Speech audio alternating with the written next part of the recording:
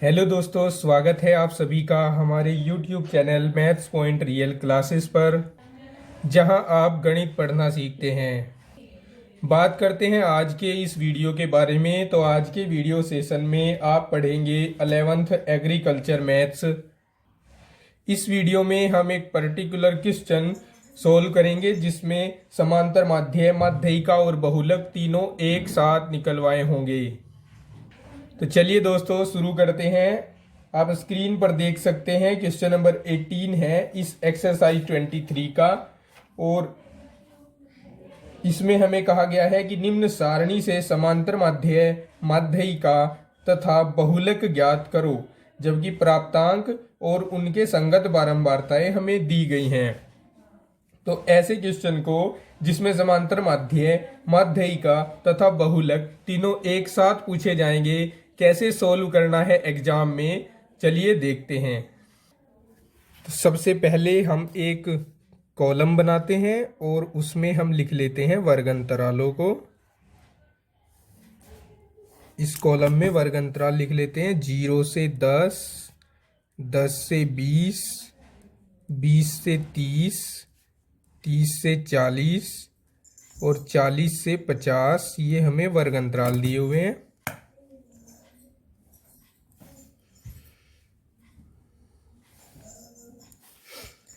Right, यहां लिख भी देते हैं वर्ग अंतराल। इसके बाद हम नेक्स्ट कॉलम में इनके मध्यमान निकालेंगे। मध्यमान कैसे निकलता है आप लोग जानते भी होंगे। निम्न सीमा को उच्च सीमा में जोड़ते हैं और 2 से भाग देते हैं। तो 0 में 10 जोड़ो, 2 से भाग कर दो, 2 5 आएगा। 10 में 20 जोड़ो, 30 हो जाएगा। 2 से भाग करने पर 15। अब हम देख रहे हैं 10 का अंतराल है 5 और 15 के बीच। तो 15 में 10 जोड़ दो 25, 25 में 10 जोड़ दो 35, 35 में 10 जोड़ दो 45। अब एक और कॉलम हम बनाते हैं और इस कॉलम में हम लिखेंगे बारंबारताएं जो हमें दी गई हैं।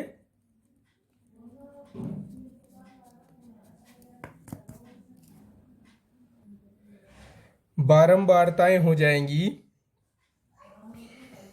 जो हमें दी गई हैं। देखिए 2, 10, 8, 7 और 3।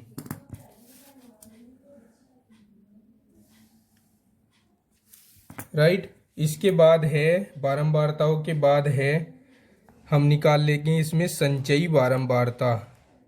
नेक्स्ट कॉलम में संचयी बारंबारता इसलिए निकालेंगे क्योंकि हमें इसमें माध्यिका भी ज्ञात करनी है। और संचयी बारंबारता निकालने की विधि ये होती है कि पहली बारंबारता को ज्यों का त्यों, और अब इस बारंबारता में अगली बारंबारता जोड़कर यहाँ 12 हो जाएगा। 12 में 8 जोड़कर 20 हो जाएगा। 20 में 7 जोड़ेंगे 27 और 27 में 3 जोड़ेंगे 30। फिर से देखिए, पहली बारंबारता को एज इट इज लिखते हैं, फिर उसमें नेक्स्ट बारंबारता जोड़कर इधर लिखते हैं। 12 में 8 जोड़कर 20, 20 में 7 जोड़कर 27, 27 में 3 जोड़कर 30। और इन सभी का योग भी कर लेते हैं। 10 और 12, 10 और 2 12 और 8 20 और 7 27 और 3 30। ये और ये मान बराबर आने चाहिए इसके लिए। ठीक है, इस तरह से ये कॉलम कंप्लीट हो जाएगा। नेक्स्ट कॉलम हम रखेंगे, देखिए अब मध्यमान को हम x से निरूपित करते हैं और बारंबारताओं को f से। तो इस कॉलम में हम f गुणा x प्राप्त करेंगे क्योंकि हमें समांतर माध्य निकालना है, इसलिए हमें f गुणा x निकालना है यहाँ पर। तो f गुणा x देखिए, 5 दूनी 10, 15 की गुणा 10 के साथ करेंगे तो 150, 25 की गुणा 8 के साथ तो 200, 35 की गुणा 7 के साथ तो 245 और 45 की गुणा 3 के साथ तो 135 आएगा। इन सब को जोड़ लेंगे। इन सब को जोड़ने पर हमारे पास आएगा 740। और ये सिग्मा एफ गुणा एक्स कहलाएगा। ये सिग्मा एफ कहलाएगा, लिख भी लेते हैं चाहे। ये सिग्मा एफ और एन दोनों होंगे, या तो इसको सिग्मा एफ से या एन से दर्शाया जाता है, और ये होगा सिग्मा एफ गुणा एक्स। राइट, अब हम निकालते हैं समांतर माध्य। तो समांतर माध्य के लिए यहाँ हम प्रत्यक्ष विधि का यूज कर रहे हैं।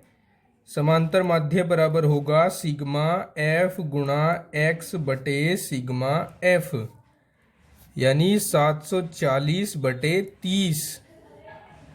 0 से 0 कट गया और 3 से इसको भाग देंगे तो 24.66 आएगा समांतर माध्य का मान।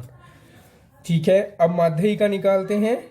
माध्यिका के लिए सबसे पहले हमें n का आधा करना पड़ेगा, यानी n/2 करना पड़ेगा, और जो हमारे पास 30/2 आएगा, यानी ये आएगा 15वां पद।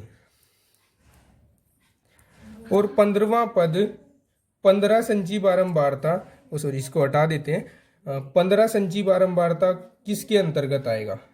हम देखते हैं कि 15 संची बारंबारता 20 के अंतर्गत आ रहा है, तो 20 वाला जो वर्ग अंतराल होगा वो माध्यिका वर्ग हो जाएगा। तो यहाँ लिखेंगे इट इज इम्प्लाई माध्यिका वर्ग।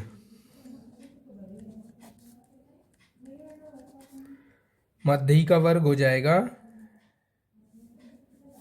20 से 30। माध्यिका वर्ग 20 से 30 हो गया, राइट। अब हम यहां से L1 का मान निकाल लेंगे। L1 बराबर हो गया 20, L2 बराबर हो गया 30। ठीक है, एक इसमें कैपिटल F चाहिए होता है। कैपिटल F कौन होता है कि ये जो 15वां पद जिस संची बारंबारता के अंतर्गत आ रहा है उससे ठीक ऊपर वाला जो संची बारंबारता होती है वह F का मान होती है, कैपिटल F का मान होती है।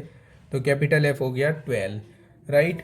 इसके बाद हमें स्मॉल f निकालना होता है, यानी माध्यिका वर्ग की बारंबारता, और जो हमारे पास है 8। तो स्मॉल f का मान हम लिख देंगे 8, राइट। अब हम माध्यिका के लिए सूत्र लगाएंगे। माध्यिका बराबर होता है L1 plus n/2 minus capital F upon small f और इनटू L2 माइनस L1। ये होता है माध्यिका के लिए सूत्र। सबको पुटअप करते हैं। यहाँ L1 की वैल्यू है 20, n/2 की वैल्यू 15, f की वैल्यू 12, स्मॉल f की वैल्यू 8, और L2 माइनस L1 आएगा, देखिए 30 माइनस 20, यानी 10 आ जाएगा यहाँ पे। 20 प्लस यहाँ बचेंगे 3, और 10 की गुणा करेंगे 3 में तो 30 हो जाएंगे, 30/8। तो 20 प्लस 30 को 8 से भाग करेंगे तो 3.75 आएगा, और ये हो जाएगा 23.75 इसका आंसर माध्यिका का। अब बात करते हैं बहुलक की। बहुलक के लिए हमें देखनी होती है सबसे बड़ी बारंबारता। जो हम यहाँ देख रहे हैं 10 है, तो 10 वाला जो वर्ग अंतराल होगा वो बहुलक वर्ग होगा। यहाँ पर हम लिख देते हैं सबसे बड़ी बारंबारता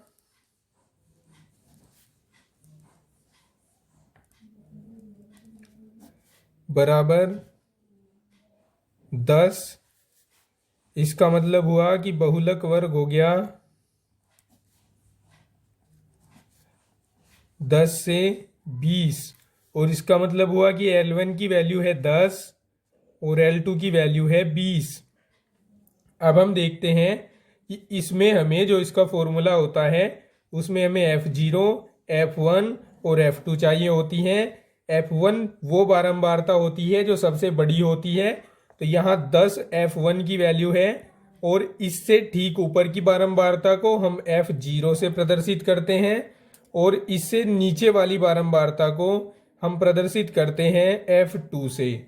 अब हमें यहाँ पर इनको नोट कर लेना है नीचे। F0 बराबर 2 है, F1 बराबर 10 है, F2 बराबर है 8। अब हमें यहाँ बहुलक का फॉर्मूला लगाना है और फॉर्मूले में वैल्यूज को पुट करना है, तो हमारा आंसर हो जाएगा कंप्लीट। तो देखिए बहुलक के लिए जो फॉर्मूला होता है उसको मैं लिखता हूँ L1 plus F1 minus F0 बटे 2F1 minus F0 minus F2 into L2 minus L1। ये फॉर्मूला होता है बहुलक का। L1 की वैल्यू 10 है, F1 की वैल्यू 10 है और F0 की वैल्यू 2 है। 2 गुणा F1 की वैल्यू 10, F0 की वैल्यू 2 और F2 की वैल्यू 8 और ये हो जाएगा 20 माइनस 10, राइट। ये 10 प्लस 8 बटे ये हो जाएगा 20 और 20 में से हम घटाएंगे 10 को और यहाँ भी बचेंगे हमारे पास 10। तो ये 10 प्लस 8 बटे 10 गुणा 10 हो जाएगा, 10 से 10 कट जाएगा और बहुलक आ जाएगा 10 और 8 18। तो इस तरह से हम इस क्वेश्चन को सॉल्व करेंगे। ये इसका कंप्लीट आंसर होगा। आप देख सकते हैं यहाँ पर हम निकाल चुके हैं समांतर माध्य को, यहाँ हमने निकाला है माध्यिका को और इस नेक्स्ट पेज पर हमने निकाला है बहुलक को। तो इसी तरह एक ही टेबल बनाकर तीनों के आंसर दिए जा सकते हैं। आई होप क्वेश्चन आप अच्छे तरीके से इसका सॉल्यूशन समझ गए होंगे। इससे पहले की जो चैप्टर वाइज वीडियोस चैनल पे अपलोड हैं उसमें मैंने इनको अलग अलग कराया है। आप लोगों के कमेंट आ रहे थे कि क्या इनको अलग अलग ही एग्जाम में करना है, तो अगर एग्जाम में क्वेश्चन आता है तो आप इसी तरीके से सोल्व करके आओगे। इससे अलग यदि आपको सांख्यिकी की वीडियोस देखनी है तो डिस्क्रिप्शन में मैं प्लेलिस्ट का लिंक दे रहा हूं, आप वहां जाकर सभी वीडियोस देख सकते हैं। चैनल पर आने के लिए धन्यवाद।